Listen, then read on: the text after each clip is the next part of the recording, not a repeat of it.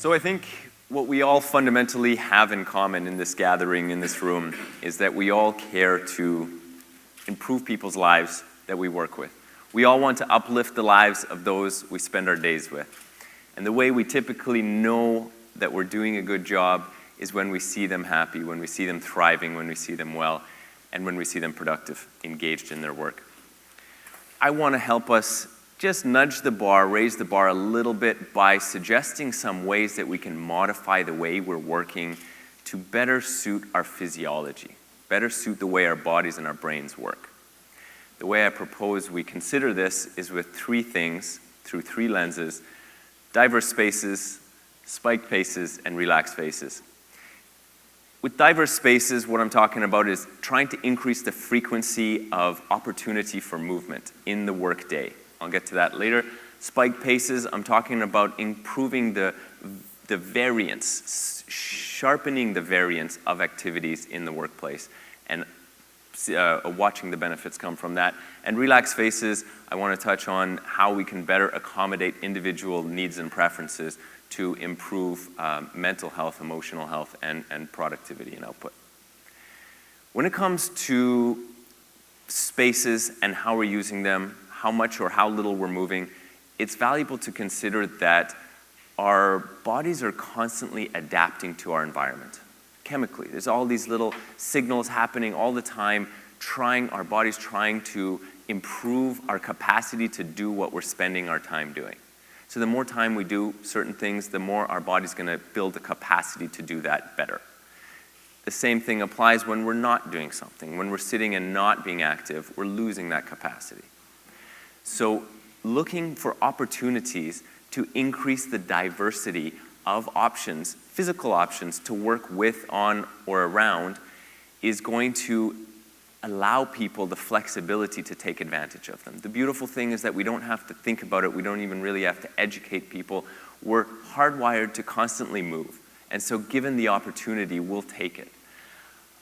The benefits are numerous, more than I could speak to right now. But in terms of increasing frequency of movement, a whole bunch of things happen physiologically. Our energy output is turned up. Our body's tissues are significantly happier. The basic point is that with any one position or any one activity, our body is going to be strained if it's repetitive. So by diversifying the opportunity to work in different ways, different positions, different postures, we're mitigating the strain of any one of those postures. Okay?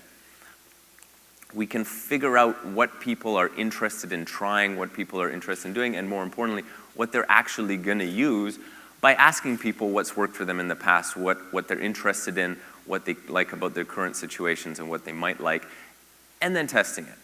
It's one thing to get ideas, and it's quite another to figure out how good our investments are going to be. So before we go out and spend tens of thousands of dollars on sit-stand desk for the whole office, let's figure out, do some testing, build some demo workstations, see what people are actually using, how much they're using it, and that way we can be confident with how worthwhile our investments are going to be. When we're talking about spike paces, I'm talking about how our brains are wired to work, and it's not really well aligned with how most of us are working in terms of the temporal frequency. Our brains are optimally performing for 20 to 40 minutes, roughly speaking, depending on what you're doing, but focusing on any one thing for 20 to 40 minutes at a time is the optimal phase. Now, the other element of that is when we're not working, the more different the time that we're spending not working can be from what we're doing for work, the more able our brains are to replenish the capacity for cognitive performance. So rest and play should have a place in the workplace. They should be encouraged, they should be facilitated. And this is something that is beginning to be more popular, more common.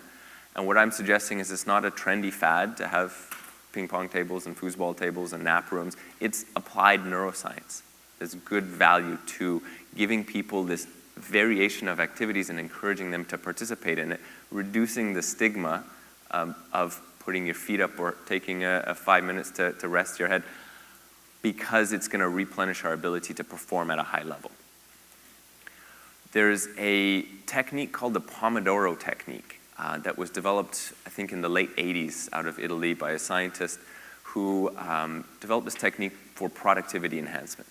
It's simply put, it's a technique where you time your work sessions 25 minutes long. You decide what you're going to do, set the timer, 25 minutes it goes off, and you immediately stop your work, and you begin a 5-minute rest or 5-minute break. Like I mentioned, the more different your break is from what you were working on, the better. And then you do a second 25-minute work session, a third, and a fourth. That's 2 hours long. At the fourth break, instead of 5 minutes, you take a 30-minute break. Now that's one example of someone who's really refined that idea and taken advantage, used that piece of knowledge to leverage a practical application of it. And that's just one example of something that works for a lot of people. We can ask people about what lengths of time best suit their work. We can find out how they like to rest, how they like to play. These are important things. And again, we need to be spearheading this movement towards better accepting or reducing the stigma, encouraging people to learn how to rest and play better.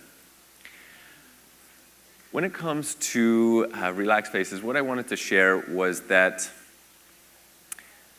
we need to be good at accommodating individual needs for their sake, but also for our sake and for the employer's sake. Everybody works very differently, and the better we're able to decipher what idiosyncratic tendencies and what preferences people have, the better it's going to serve all of us. So myself, I work best in a standing desk on a wobble board, 35-minute time sessions with noise-canceling headphones and Ludwig and Audi playing. I like to exercise on my breaks or be highly social. I have a friend who is very much the opposite, who only works in complete silence and yoga positions on a comfortable couch and needs quiet, restful time and snacks in between her work sessions. Another friend is a young mother of 2 who finds that her best work, she's a creative, her best work comes when she's in between chaotic bouts of breastfeeding and playing with Tonka trucks.